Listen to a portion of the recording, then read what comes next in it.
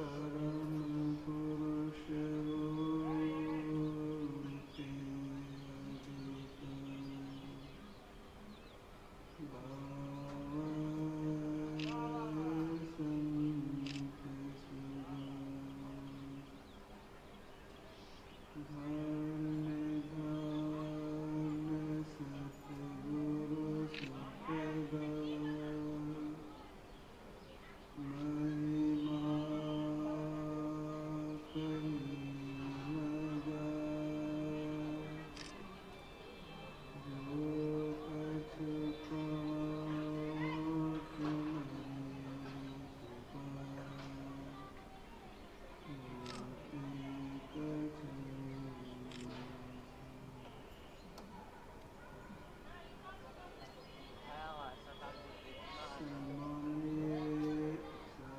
समाजे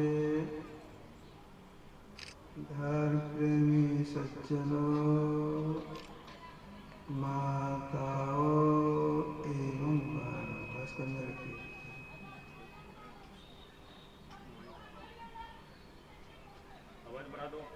इस कलिकाल में आदि संत ही भगवान बुद्ध, जिनकी अभी हम लोग स्तुति किए। धन्य ऋषि संतन धन्य बुद्ध जी। भगवान बुद्ध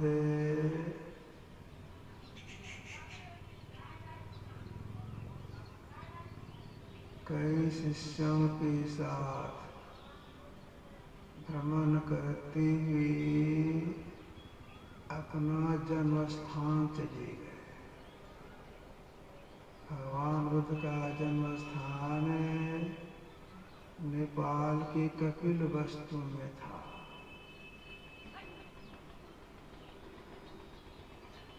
इनका बड़ा कड़ा नियम था। एक गांव के बाहर में किसी वृक्ष के नीचे ठहरते थे, भीख मांग के खाते थे, ध्यानाभ्यास करते थे, सत्संग करते थे। कपिलवस्तु गए, गांव के बाहर में ठहरे, घर पर नहीं गए, गांव के बाहर में ठहरे। गांव वालों को मालूम हुआ, एक आदमी आए, दर्शन किए, दूसरे आदमी आए, वे भी दर्शन किए। इस तरह से धीरे धीरे गांव के प्राय सभी लोग आ गए। दर्शन करते थे, कुछ बातचीत करते थे, चले जाते थे। इनके पिताजी को भी मालूम हुआ, महाराज सुदर्शन को कोई आए हैं, वे भी आए। कुछ देर बैठे, वार्तालाप के बाद वही अपना घर चले गए। शाम हो गई। जो व्यक्ति सबसे पहले आए थे, वे सवेरे से शाम तक बैठे। ये अनुमान करने लगे, इस गांव के प्राय सभी लोग आ गए इनके दर्शन के लिए। उनके पिताजी भी आ गए, लेकिन उनकी पत्नी को तो नहीं देखा। पत्नी का नाम था यशोधरा। लगता है इस बेचारी को मालूम नहीं होगा। अगर मालूम होता तो जरूर आती, मालूम कर देना चाहिए।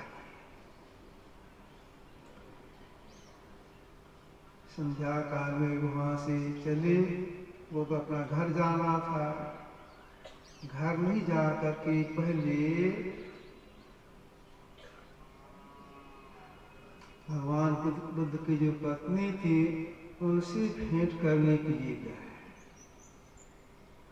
उनसे भेंट की यशोधरा से, और बोले, आपके पतिदेव संत अवस्था प्राप्त कर लिए हैं, आत्मज्ञानी है, एक गांव के बाहर में ठहरे हैं। गांव के प्राय सभी लोग उनके दर्शन के लिए गए, आपके ससुर साहब भी गए। क्या आपको मालूम नहीं है? यशोधरा बोलती है, मुझे मालूम है कि मैं स्वयं नहीं जाऊंगी। अगर उनकी मौज होगी यहाँ के दर्शन देने का तो दर्शन करूंगी, प्रणाम करूंगी, मैं स्वयं नहीं जाऊंगी। इसलिए तो मैंने उनका त्याग नहीं किया है, उन्होंने मेरा त्याग किया है, इसलिए मैं स्वयं नहीं जाऊंगा। ये व्यक्ति अपना घर चले गए। रात बीती, सवेरा हुआ। भगवान बुद्ध अपने कुछ शिष्यों से बोले, चलो मेरे साथ। तो चले। जब राज दरबार के गेट पर पहुंचे तो शिष्यों से बोले, तुम लोग थोड़ी देर यहीं पर ठहरो, गेट के पास ठहरो। अंदर भीतर से आते तुरंत आ जाते, ठहर जाए। तो गेट के भीतर जैसे भगवान के लिए प्रवेश किए, संजोग से एक बच्ची उधर से आ रही थी। वह बच्ची थी यशोधरा की सेविका। वह गई थी भगवान बुद्ध देखने के लिए, पहचान गई। उधर से आ रही थी गेट के बाहर जाने के लिए, तो बच्ची बाहर नहीं आ करके तो लौट गई। जाके यशोधरा से बोलती है, वे आ रहे हैं, इधर ही आ रहे हैं। सुषमा दीदी फिर बाहर आगे देखने के लिए किस रास्ते से गुजरेंगे, पिताजी के पास जाएंगे या इधर आएंगे। बच्ची बाहर के देखती है और फिर दौड़ के जा रही, इधर ही आ रही है। यशोदा कमरे के अंदर में चुपचाप खड़ी, बाहर नहीं, कमरे बाहर भी नहीं हुई। भगवान वो धीरे धीरे इस कमरे में पहले रहते थे पत्नी के साथ, उस कमरे में घुसे। जैसे कमरे के अंदर गए, यशोधरा तुरंत छू के प्रणाम करती है और सामने में खड़ी हो जाती है। इसके बाद यशोधरा एक बात पूछा, अच्छा एक बात आपको बताई, जिस वस्तु के लिए आपने इस कमरे का त्याग किया है, क्या वह वस्तु इस कमरे में नहीं है? कैसा प्रश्न करते, ऐसा प्रश्न क्यों किया? यशोधरा भी संयम में रख कुछ साधना करती थी, पता लगाती रहती थी कि उनका दिनचर्या क्या है। पता लग जाता, एक शाम भोजन करती थी, एक शाम भोजन करती थी जैसे अपने घर में। वे चौकी पर नहीं सोती हैं, धरती पर सोती हैं। वे धरती पर सोती थी, सादा भोजन करती थी, बिल्कुल अनुकरण करने लगी थी, साधना करती घर में। इसलिए ऐसा प्रश्न करती है। क्या पूछा यशोधरा ने? जिस वस्तु के लिए आपने इस कमरे का त्याग किया है, क्या वह वस्तु इस कमरे में नहीं है? भगवान को तो अभाव, अरे यह गंभीर का इसको किसी कैसी बात किसने पूछा? करीब करीब 6-7 मिनट तक सोचते रह गए इसका क्या उत्तर दे। सोच करके तब भगवान बुद्ध ने कहा, हाँ, जिस वस्तु की खोज में इस घर से निकला, वह वस्तु इस कमरे में भी है। मतलब परमात्मा इस कमरे में भी है, जब इस कमरे का त्याग नहीं करता उसकी प्राप्ति नहीं होती। बहुत लोग ऐसा कहते हैं भगवान बुद्ध नास्तिक थे, नास्तिक नहीं थे। हाँ, ईश्वर शब्द नहीं बोलते थे, आस्तिक थे।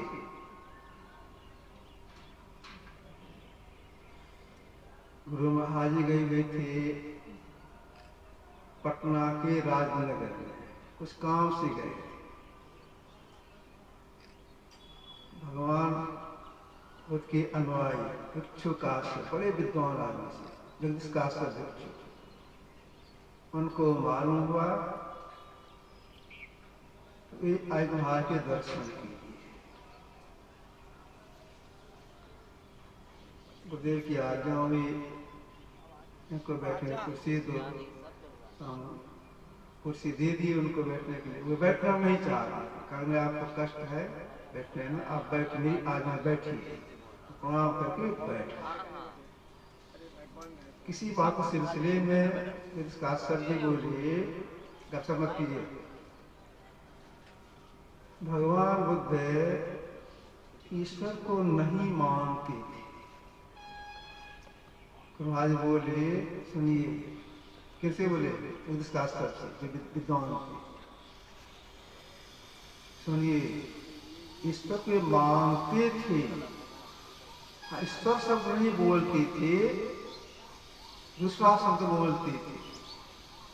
अब बगल में थे कुछ संसी बाबा, उनसे संसी जी भगवान बुद्ध ने दिखाई के संबंध में लाई पुस्तक।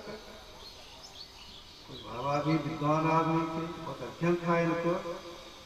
अपने कमरे में गए, उधर से पुस्तक लेके आ गए, धम पर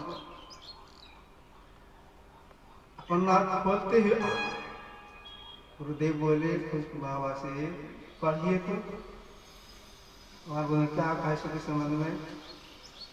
बाबा पढ़िए, अत्ताये अत्तनो नाथो कोहि नाथो परोसिया अत्तना सुगंते नाथ लगती दुल्लभम। पाली व्यक्ति अपना स्वामी आप है, भला उसका दूसरा स्वामी कौन हो सकता है? अपने को दमन करने से दुर्लभ स्वामी को पाता है। जैसे पढ़े थे बाबा, हाँ यही दुर्लभ स्वामी को उन्होंने ईश्वर कहा है। तो ईश्वर को दुर्लभ स्वामी भी कहा गया है, निर्वाण भी कहा गया है। जो दुर्लभ स्वामी है एक ही एक है, और ये सबसे पहले के हैं, उसके पहले कुछ भी नहीं। कबीर साहब की वाणी में है, प्रथम 100 आपेया निराकार निर्जात, नहीं तो 5 गुण तीनी, नहीं तो सृष्टि का माया की नहीं आदि। प्रथम 100 आपेया, तो पहले कुछ भी नहीं। जो सबसे पहले का चीज होता है और स्वाभाविक अपने से बाद की चीजों में व्यापक होकर के अपना मंडल बाहर रखता है। जैसे देखिए ये जो 5 तत्व है, मिट्टी, पानी, अग्नि, हवा, आकाश, 5 तत्व हो गए। इन 5 तत्वों से सबसे पहले क्या बना है? अगर कोई कहा दे मिट्टी तो गलती हुई, कोई बोले पानी, यह भी गलती हो जाए। अग्नि बोले गलती हो जाए, बोले हवा, यह भी गलती हो जाए। सबसे पहले बना है आकाश। तो 5 तो पहले बना आकाश। तो आकाश मिट्टी में, पानी में, अग्नि में और हवा में व्यापक होकर के अपना मंडल बाहर रखा है। अब देखिए आकाश कितना बारीक है कि मिट्टी के कण कण में, पानी में, अग्नि ताप में और हवा में व्यापक होकर के अपना मंडल बाहर रखा है। हम लोग घर के अंदर बैठते हैं, दिन का समय है, क्या घर में छेद है, वेंटिलेशन है, उस होकर के रोशनी घर के अंदर आती है। उस रोशनी में देखते हैं गौर से, धूल कम दिखाई पड़ता है। छूना चाहे तो छूने में आता है, लेकिन देखने में आता है धूल का। मुंह से ऐसे फूंकते हैं और वो घूमने लगता है। उसको बोलती है त्रस्तिनी, हवा में तैरने वाला। देखते हैं, छू नहीं सकते हैं उसको। उससे भी बेसी पतला अणु, उससे बेसी पतला परमाणु। अब देव उद्धव देव समझाए हैं, प्रत्येक परमाणु अणु लघु दुर्गा सर्वोत्तम प्रभु व्याप जन गगन रहा है। परमाणु किसको कहेंगे? जिस कण का विभाजन न हो, उसको परमाणु बोलती है। उस परमाणु में भी ये आकाश घुसा हुआ है। अब जाती आकाश कितना पतला होगा, कितना पतला ये आकाश है। इस आकाश में हम लोग हैं, यह पृथ्वी है, सूर्य है, चंद्रमा है, तारे हैं, आदि आदि हैं। इसको बोलते हैं स्थूल आकाश। अब देख स्थूल आकाश की व्यापकता कितनी है, कितना बड़ा यह है। हम लोग रात में ऊपर को निहारते हैं, तारों को देखते हैं, उसके ऊपर भी देख लेते हैं, खाली जगह। अब देखिए इतनी बड़ी पृथ्वी, पृथ्वी से 15 लाख गुना बड़ा सूरज। कभी हम लोग आकाशगंगा को देखते हैं, तारों को देखते ही हैं। इतने सारी चीज रहने पर भी यह आकाश भरा नहीं है,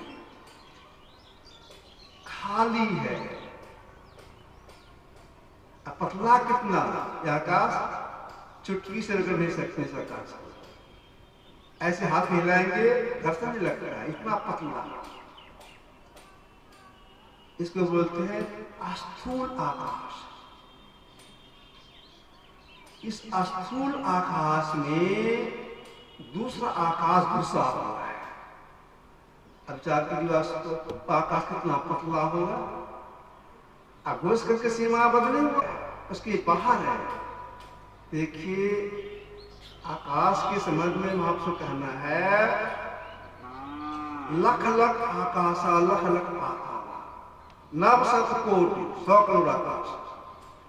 सभी आकाशों को बुद्धि अटाने ख्याल से, तो समझाने ख्याल से महापुरुषों ने 5 भाग किया है। याद रखिए 5 भाग किया है समझाने ख्याल से, सबको समझाने ख्याल से। 5 का नाम रख दिया गया है, आकाश, पराकाश, महाकाश, सूर्याकाश, परमाकाश। 5 आकाश। सरल भाषा में वही मैं कह रहा, सरल भाषा में इसको क्या कहेंगे? स्थूल आकाश, सूक्ष्म आकाश, करुणाकाश, महाकरुणाकाश और कैवल्य आकाश। 5 आकाश। जैसे मिट्टी के कण-कण में पानी घुस करके अपना मतलब बाहर रखा है, ठीक इसी तरह से स्थूल आकाश में, पहला आकाश में, सूक्ष्म आकाश, दूसरा आकाश घुस करके अपना मंडल बाहर रखा है। एक बात बात है। दूसरी बात यह समझिए, मिट्टी और पानी, मिट्टी और पानी में अग्नि घुस करके अपना मंडल बाहर रखा है। क्यों? मिट्टी की उत्पत्ति है पानी से, पानी की उत्पत्ति अग्नि से। अंतर अग्नि मिट्टी में, पानी में, दोनों घुस कर, दोनों से बाहर। इसलिए से स्थूल आकाश में और सूक्ष्म आकाश में कारण आकाश तीसरा आकाश घुसा हुआ है, उसकी बाहर है। मिट्टी, पानी, अग्नि, इन तत्वों में हवा घुस करके अपना मतलब बाहर रखा है। इसी तरह से स्थूल आकाश में, सूक्ष्म आकाश में और कारण आकाश में, चार आकाश में पांचवा आकाश घुस करके बाहर रखा है। पांचवा हो गया परमाकाश। जैसे मिट्टी में, पानी में, अग्नि में, हवा में यह आकाश घुसा हुआ है, सबसे चार आकाश में पांचवा आकाश घुसा हुआ अपना बाहर है। अब देखिए 5 आकाश है। अंतिम आकाश परमाकाश। जितने भी आकाश हैं सभी आकाशों में परमात्मा घुस करके उसके बाहर है। कितने बाहर है जी कोई सीमा नहीं है। इसीलिए उनके लिए कहा गया है निरुपम उपमा आन राम समान राम निगम है। कोई उपमान कितने बाहर है, कितने पतले हैं, कोई उपमान नहीं है। हम लोगों का शरीर मां की पेट से निकला, थोड़ा थोड़ा बढ़ा, किस शक्ति से बढ़ा? अपने आप बढ़ गया? अपने आप नहीं बढ़ा। धरती से वृक्ष निकला, पीला रंग का, हरा रंग का, बड़ा हुआ, किस शक्ति से? अपने आप बढ़ गया? अपने आप नहीं बढ़ा। पहले बहुत वर्षा होती थी, इसका कारण सूर्य की गर्मी। अब इतनी वर्षा नहीं होती है। सूर्य जितनी गर्मी पहले थी उतनी गर्मी नहीं है, ठंडा हो रहा है। सूर्य कहा अग्नि का बोला ठंडा पड़ रहा है, किस शक्ति से ठंडा हो रहा है? अपने आप ठंडा हो रहा है, अपने आप ठंडा नहीं हो रहा है। बढ़ना या घटना एक शक्ति से का हो रहा है। शक्ति क्या है? वह शक्ति कहा गया है चेतन। चेतन से शक्ति बढ़ता भी है, घटता भी है। अब देखिए चेतन कितना बारीक है। हम लोगों का शरीर जो बढ़ता है, कभी देखें शरीर बढ़ रहा है? वृक्ष निकला पृथ्वी कभी देखें बढ़ रहा है? किस क्षण थोड़ा सा बढ़ा नहीं देखने वाला, बढ़ गया है। चेतन शक्ति से बढ़ता है, घटता है। अब देखिए चेतन इतना बारीक है, वह चेतन जो मन में संकल्प विकल्प करती है और संकल्प विकल्प चेतन शक्ति से होता है। परमात्मा उस चेतन में भी घुस करके अपना मन बाहर। आप समझिए उस शक्ति में उस कितना बारीक शक्ति होगा। इसीलिए उनके कहा गया है अका हुआ। परमात्मा कहा अका हुआ, मुंह से नहीं कर सकते हैं। जस कथिए तस होत नहीं। जैसे हम कहते हैं परमात्मा ऐसे ऐसे है, वैसा वो नहीं है। उन्हें कहानी का कहने से बाहर है, मुंह से बाहर कह नहीं सकते हैं उसको। उनका वैसा नहीं है। हम लोग साधारण जो चीज व्यवहार में लाते हैं उसको भी नहीं कह सकते हैं। तो जो जाते हैं उसको कैसे कहेंगे मुझसे? जैसे देखिए हम लोग नमक खाते हैं, कोई पूछे आपसे नमक कैसा लगता है, कहेंगे खारा। खारा कैसा होता है? नहीं कह सकते। खारा कैसा नहीं कह सकते। रोज खाते हैं, नहीं कह सकते खारा कैसा होता है। परमात्मा मान का विषय नहीं है, कैसे कहेंगे उनसे? भगवान राम इनके गुरु महाराज वशिष्ठ मुनि दोनों बैठे हुए थे। आध्यात्म चर्चा कुछ चल रही थी। इसी बात के सिलसिले में भगवान राम अपने गुरु से निवेदन करते हैं, गुरुदेव कहा जाए ब्रह्म का स्वरूप क्या है? जैसे निवेदन किए ब्रह्म का स्वरूप क्या है कहा जाए, बस मुनि जो कुछ बोल रहे थे बिल्कुल चुप हो गए, आंख बंद मुंह चुपचाप बैठे थे। भगवान राम सोचते हैं गंभीर प्रश्न क्या है, सोच के उत्तर दें। प्रतीक्षा पिता बैठे हैं। कुछ देर के बाद वशिष्ठ जब कुछ नहीं बोल रही है, वहां फिर निवेदन करती है, गुरुदेव कहा जाए ब्रह्म का स्वरूप क्या है? ये कुछ नहीं। भगवान फिर प्रतीक्षा में बैठी है, फिर निवेदन करते हैं, गुरुदेव कहा जाए ब्रह्म का स्वरूप क्या है? ये कुछ नहीं। तब वहां के मन में खून और कहीं हमसे गलती हो रही है, असत्य व्यवहार हो रहा है, ये कुछ नहीं बोल रही है, नाखुश हो गए। गिराते हुए हाथ जोड़ते गिराते कहते हैं मुझसे कुछ गलती हो गई, कुछ असत्य व्यवहार हो गया हमसे, माफ कीजिए, समझा दीजिए हमको कि ब्रह्म का स्वरूप क्या है। बस नाक खोलती बोलती है, हे राम, आपने जब से पूछना शुरू किया है तब से उत्तर देना शुरू किया। अब आप कुछ बोल ही नहीं, उत्तर कहाँ मिला? हे राम, इसका उत्तर चुप है, इसका उत्तर चुप है, भगवान को ऐसा नहीं है। जा कहना मत हुआ भाई, का कहा रमेनी भाई, अकल उसको बोलती है। अब इस शब्दों में कभी साहब ने कहा अनगढ़िया। हम लोग देखते हैं भगवान विष्णु की मूर्ति या उनका फोटो, भगवान श्री की मूर्ति या फोटो, ब्रह्मा जी की मूर्ति फोटो, देवी देवता की मूर्ति फोटो देखते हैं। आप कहीं देखें भगवान की परमात्मा की मूर्ति या फोटो? कहीं नहीं। मूर्ति नहीं बना सकते परमात्मा का, फोटो नहीं ले सकते।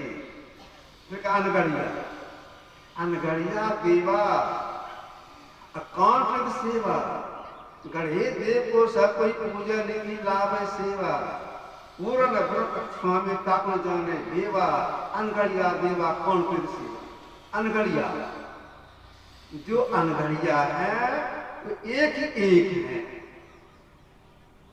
अन्य घटवट नहीं बोलता है, उसका विनाश नहीं बोलता है, और जितनी चीजें सब घटवट होता है, समाबद्ध होता है। गुरुदेव साधना करके संत बन गए, तब उन्होंने गद्य में लिखा है, सतन चतुर्थांग पढ़ेंगे, चेतन और जड़ के मंडल शांत और अवस्थित हैं, सारे शांतों के पार में अनंत अवस्थित है और एक ही एक है। क्या इन्होंने लिखा? चेतन और जड़ के समल शांत, संत नहीं, शांत और अनस्थिर हैं, सारे शांतों पार में अनंत अवस्थित है। क्या मतलब? चेतन और जड़ के समल शांत, जलमंडल के चार भाग हैं, स्थूल, सूक्ष्म, कारण, महाकारण। स्थूल मंडल शांत, सीमा वाला, उसके बाद अवकाश। सूक्ष्म मंडल शांत, उसके बाद अवकाश, यह भी सीमा वाला। कारण मंडल शांत और अवकाश, यह भी सीमा वाला। महाकरण शांत और अवकाश, सीमा वाला। उसके बाद चेतन मंडल, वह भी शांत और अवकाश वाला। चेतन जड़ के समुद्र शांत और अनस्थिर, स्थिर रहने वाला नहीं, नाशवान। अभी हम लोग सिद्धांत पाठ की है, एक प्रकृति द्वय, उत्पत्ति लय, हुए प्रभु की मौज से, एक अजात अनाद स्वयं है, हरिजन कहना चाहिए। एक प्रकृति द्वय, दो प्रकृति, जड़ प्रकृति ब्रह्म से उत्पन्न हुई है, इसका नाश होता है, नाशवान है, दोनों नाशवान है। जितने बड़े बड़े ब्रह्मांड हैं, बहुत से ब्रह्मांड हैं, सब नाशवान, उन परमात्मा का नाश नहीं होता है। जितने ब्रह्मांड सब नाशवान। एक बात सुना था, भगवान राम और वशिष्ठ में दोनों बैठे थे। किसी वक्त सिलसिले में वशिष्ठ कहते हैं भगवान राम से हे राम, एक बार मैं अपने पिता ब्रह्मा जी से पूछा, आप ही ब्रह्मा हैं और कोई ब्रह्मा है? तो मेरे पिता ब्रह्मा जी बोले, बहुत से ब्रह्मा है। तो मैंने कहा, मैं उनका दर्शन करना चाहता हूँ। तो मेरे पिताजी ब्रह्मा जी बोले, मैं रास्ता बता देता हूँ, जाओ दर्शन कर लेना। हे राम, मेरे पिताजी ब्रह्मा जी उनको रास्ता बता दिए। उस रास्ते में चला, चलते चलते शून्य में बहुत जब निकला, देखा क्या, सुनसान जगह में एक महिला अकेली बैठी है, सिसक के रो रही है। अकेली है, सुनसान जगह में है, सिसक के रो रही है। हे राम, मैं उस महिला से पूछा, आप अकेली हैं, क्यों रो रही है? तो महिला कहती है, मैं रोती इसलिए हूँ, ब्रह्मा जी ने वचन दिया था मैं तुम्हारी शादी करूंगा, कोई मुकर है, इनकार कर, इसलिए मैं रोती हूँ। हे राम, मैंने उस महिला से कहा, मेरे पिताजी ब्रह्मा जी हैं, तो कभी झूठ नहीं बोलते हैं, वचन से इनकार नहीं करते हैं। तो वह महिला बोली, वह ब्रह्मा नहीं जो कि आपके पिताजी हैं, ये दूसरे ब्रह्मांड के ब्रह्मा जी हैं, कि मुझे कहा, उन्होंने मुझे कहा था शादी करूंगा, इनकार कर गए। हे राम, मैंने उससे कहा, उस महिला से कहा, मैं तो वहीं जा रहा हूं, जिसका नाम ले रही है आप, मैं वहीं जा रहा हूं, चले मेरे साथ पूछेंगे पसंद की इनकार क्यों कर गए? महिला ने कहा, चलिए। हे राम, आगे आगे मैं, पीछे पीछे महिला चल गई। चलते चलते दूसरे ब्रह्मांड में पहुंचे, दूसरे ब्रह्मा से भेंट किए, आपसे प्रणाम पाती हुआ। तो मैंने ब्रह्मा जी से पूछा, आपने इस महिला से कहा था कि शादी करूंगा, इनकार क्यों कर गए? तब ब्रह्मा बोले, हाँ, मैं वचन तो जरूर दिया था, शादी करूंगा, इनकार करने का एक कारण बन गया। क्या कारण बन गया? कारण यह बन गया, मैं विचार किया, इस ब्रह्मांड में मैं हूं, एक ही ब्रह्मांड में मुझे चलाने के लिए एक ब्रह्मा, एक विष्णु, इसमें महेश की नियुक्ति होती है। बहुत ही ब्रह्मांड, बहुत ही ब्रह्मा विष्णु महेश है। तो दूसरे ब्रह्मा जी बोले, इस ब्रह्मांड में अभी मैं हूं, इस ब्रह्मांड का इसी मुहूर्त में नाश होना है। विचार कि अगर मैं शादी करूंगा तो मेरी साथ रहेगी, तो मेरा नाश होगा ही, साथ इसका भी नाश हो जाएगा, इसलिए मैं इनकार कर दिया, ये तो कम से कम बच जाएगी। सुनिए, आप दोनों आगे इस ब्रह्मांड के अंदर, इसका प्रलय होने का समय आ गया है, जल्दी भागिए, तो आप दोनों का नाश हो जाएगा। हे राम, जैसे दूसरे ब्रह्मा ने कहा, जब भी भागिए, तो मैं और वह महिला दोनों भागे वहां से। भागते भागते जब उस ब्रह्मांड को पार कर गया, तो लट के देखा, वह ब्रह्मांड जल के समाप्त हो गया। अब देख, जितने ब्रह्मांड है सब नाशवान। यही गुरुदेव कह रही है, चेतन और जड़ के संबंध शांत और अनस्थिर है, नाशवान है। परमात्मा में यह बात नहीं है। परमात्मा सर्वदिन से है, उनका सत्यता भंग नहीं होता है, इसलिए परमात्मा सब में है और सबसे बाहर है। सारी सृष्टि परमात्मा में है, सारी सृष्टि परमात्मा में है, और परमात्मा सारी सृष्टि में है। जैसे देखिए, यह पृथ्वी कैसा है? नारी के समान गोल है। यह पृथ्वी है कहां पर? इस आकाश में है, शून्य में है। पृथ्वी आकाश में है और आकाश पृथ्वी में घुसा हुआ है। इसलिए हम लोग कहां चलता फिरता है? इस आकाश शून्य में। शरीर आकाश में घूम फिर रहा है और आकाश के भीतर में एक शिक्षर है। उसी तरह से परमात्मा सृष्टि के कण कण में व्यापक होकर के अपना मतलब बाहर रखा है। इसीलिए उनके समझदार प्रसाद जी महाराज लिखा है,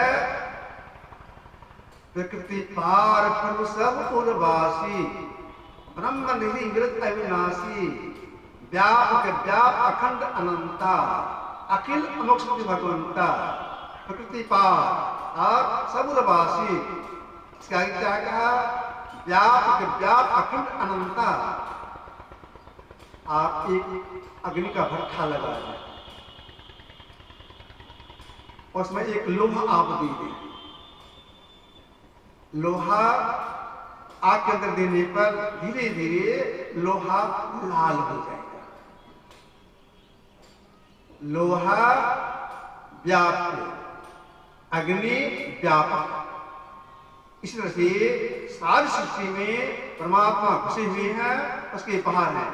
परमात्मा की सारी सृष्टि व्यापक और परमात्मा व्यापक, उसके बाहर भी परमात्मा है। जो ऐसे परमात्मा है उसी के और भिन्न अंश से हम जीव हैं। परमात्मा में चलते हैं, परमात्मा में सांस लेते हैं, परमात्मा सारा कार्य परमात्मा के अंदर हो रहा है, लेकिन उनका दर्शन नहीं हो रहा है, उनकी प्राप्ति नहीं हो रही है। कैसे दर्शन होगा उनका? हम परमात्मा तो है ही, परमात्मा चलते फिर सब परमात्मा करते हैं, फिर दर्शन कैसे होगा उनका? कैसे हम मिलेंगे?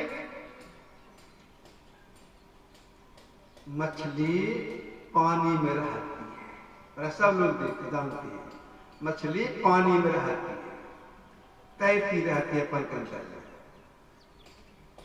कोई पिल्लू है, कीड़ा मकोड़ा है या मक्खी है, मच्छर है, जो आगे सामने में निगल जाता है, खा लेती है। आज देखिए मछली की ऐसी बनावट है, मछली गल पर कैसी बनावट है, जितना सब पकड़ती है खाने के लिए, मक्खी पकड़ी या पिल्लू पकड़ा, जो भी पकड़ती है उतना सा उसके पेट में जाता है, पानी नहीं जाता उसके साथ। जब वो खाती है प्यास जरूर लगती होगी उसको, पानी पीती है। पानी कैसे पीती है? पानी के अंदर में है, खाती है, पानी पेट में जाता नहीं, प्यासी है। फिर साहब ने कहा, पानी बिच में प्यासी मैं से आवत हासी, आत्म ज्ञान घना झूठा क्या मुठा क्यासी, पानी में प्यासी मैं से आवत हासी। पानी के अंदर में है, पानी पी नहीं सकती है, जब तक तैरती रहेगी केवल खा सकती है, पानी पी नहीं सकती है।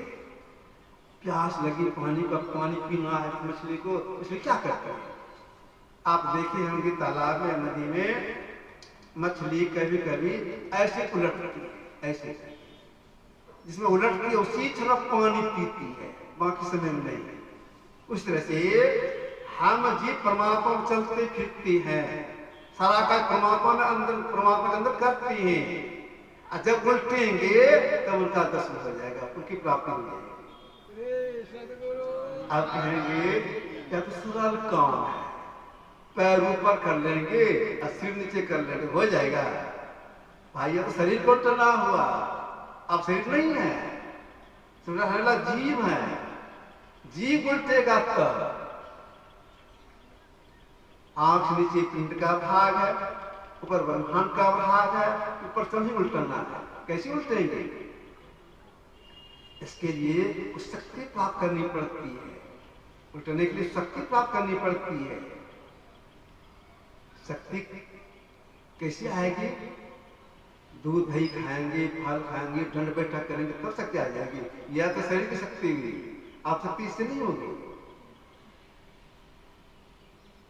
एक नाम का जप, एक रूप का ध्यान, इसकी उपासना करेंगे तो शक्ति आ जाएगी और क्रिया विशेष करने की, जिस क्रिया विशेष के द्वारा उलट सकते हैं, पीठ से बुलंद चढ़ी कर सकते हैं।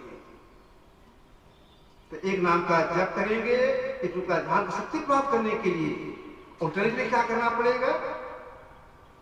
ये जो हमें दो आंखें हैं और दोनों आंखें दृष्टि कर रही है, समझ कर रही है, आत्मरेखा इसलिए मैं कह रहा हूं, हम लोग सूर्य को देखते हैं, दिन का समय है, सूर्य देखते हैं, सूर्य की दूरी पृथ्वी से 9 करोड़ 30 लाख मील।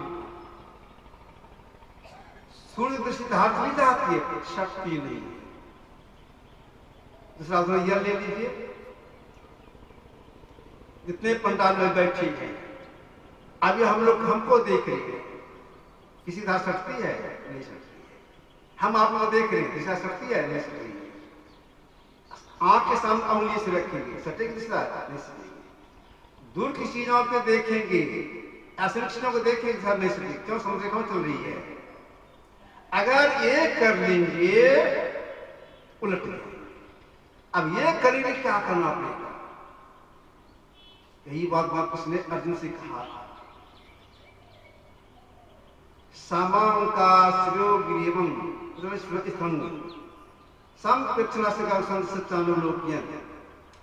समांकार अगर उल्टना है, सीधा बैठने के लिए भगवान ने कहा। समांकार मतलब पीठ का रीढ़, गर्दन और सिर एक सीट में सीधा बैठना है, हिलडोल नहीं करना है। और क्या करने के लिए भगवान ने कहा, दिशास्थानम लोक्यम, दिशाओं को नहीं दिख देखो तो तब लट जाओ। कितने दिशाएं हैं? कुल 10 दिशाएं हैं, पूरब पश्चिम उत्तर दक्षिण, 4 इसके चारों कोने, 4 4 8, ऊपर और नीचे 8 2 10, 10 में एक भी नहीं रही, तब जो देखेंगे उलट गए।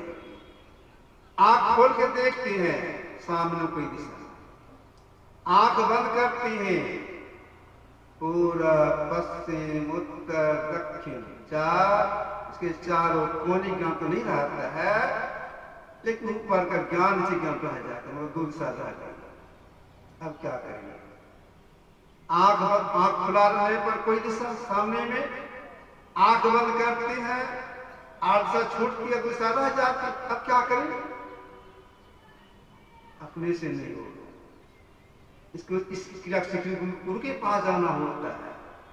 तो एक ऐसी कला बनाने देखने का, इस कला से देखने से 10 दिशा में से एक दिशा नहीं रहती है, यह ब्रह्म दीक्षा। इस वेद को सीख कर जो करते हैं, समय लगा के करते हैं, तो करते करते शक्ति है, जीव का उल्टना हो जाता है, पिंड से उल्टा हो जाता है। और क्या हो जाता है? जैसे जीव को उल्टना होता है, जीव प्रवेश करता है, जीव की दृष्टि खुल जाती है, उल्टने मात्र से दृष्टि खुल जाती है। दिव्य दृष्टि से क्या होता है? दिव्य दृष्टि से तो दूर की चीजों को देखते हैं,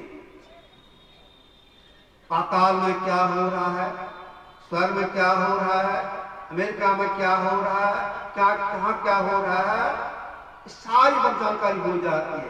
लेकिन जो परमात्मा सबसे पहले के हैं, स्वर्ग में सबसे बाहर है, दृष्टि से देखने में आता है। गुरुदेव की वाणी में है जिसका नहीं रंग नहीं रूप रेखा, जिसे दिव्य दृष्टि हो से नहीं कोई देखा। दृष्टि माया देखने में आती है, माया देखने में आती है, परमात्मा उस माया नहीं व्यापक होकर के अपना बाहर रखती है। अंदर जो ब्रह्म प्रकाश देखने में आता है, ब्रह्मनाश होने में आता है, और सूक्ष्म माया है। आप सूक्ष्म माया उसको क्यों कहेंगे? भगवान राम ने लक्ष्मण जी से कहा था जंगल में, गोचर लगे मन जाई, सो सब माया जानो भाई। ये भाई सुनो, जहां तुम्हारी दौड़ है सब माया। तो माया के 2 भाग बताएगी, 2 भाग करती है, स्थूल माया और सूक्ष्म माया। स्थूल माया किसको कहेंगे? 5 कर्मेंद्रियां, हाथ, पैर, मुंह, लिंग, गुदा, 5 ज्ञानेंद्रियां, आंख, कान, नाक, जीभ, चमड़ा और 10 4 भीतर की मन, बुद्धि, चित्त, अहंकार 14। इस 14 संग्रह करके हम जो कुछ देखते, सुनते, चखते आदि हैं, छूते हैं, ये सब हो गए अस्थूल माया। एक नाम का जप किए, एक रूप का ध्यान किए, ध्यान किए, सफलता मिल गई। तो सफलता मिलने में 5 कर्मेंद्रियां, 5 गंगा छूट गई, 4 दिवस भीतर की रह गई और 4 के संग रहने से रह कर 4 दिवस संग रह करके अपने अंदर में जो कुछ देख या सुनती है ये हो गए सूक्ष्म माया। परमात्मा असल माया बेनी है, सूक्ष्म माया बेनी है और दोनों से बाहर नहीं। तो दृष्टि से परमात्मा दर्शन नहीं, परमात्मा दर्शन करने के लिए आप दृष्टि प्राप्त करनी पड़ती है। अब आप दृष्टि प्राप्त करने के लिए क्या करना पड़ेगा?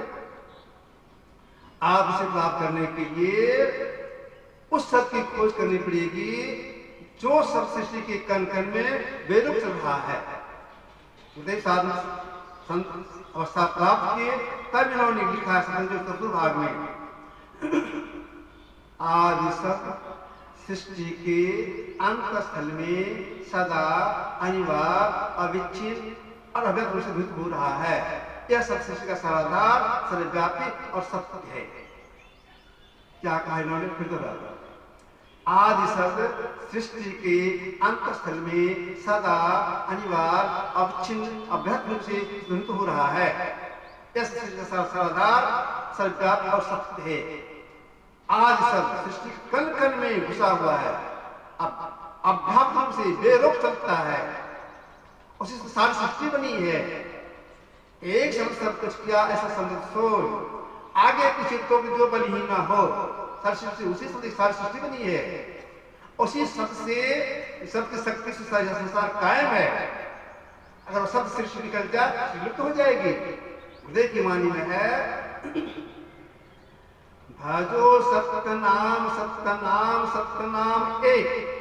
सत्यनाम का आधार पर स्थित है संसार। जब संतन विचार हो सत्यनामी, सत्य का आधार पर स्थित है संसार। आदि संसार संस्कृत नाम कहा गया। इस सब की जैसे पकड़ होती है जीव की, आप जिसे खुल जाए उसी आप से जीव अपना पहचान करता है, अपना साक्षात्कार करता है। आत्म आपको आप ही जाने, आपने सबका पहचान करते। कब? जब सब अलग हो करके अपने प्राप्त करता तब यह काम मनुष्य जीवात्मा कर सकता है। गाय में जीव है, हाथी घोड़ा में जीव है, लेकिन उसको ज्ञान नहीं। हम मानव को ज्ञान है, तो हम मानव यह काम कर सकते हैं। इस काम में जो लग जाते हैं, थोड़ा ही कर पाते, सिर छूट जाता है, यह संस्कार मिटता नहीं है, बल्कि यह संस्कार जीव को जब तक की मुक्ति नहीं मिला देगा, नहीं मिला देगा तो छोड़ेगा नहीं। इस संस्कार कहा गया भक्ति का बीज। यह काम हमारी जीवन में कर सकता है। इसकी जानकारी सत्संग से प्राप्त होता है।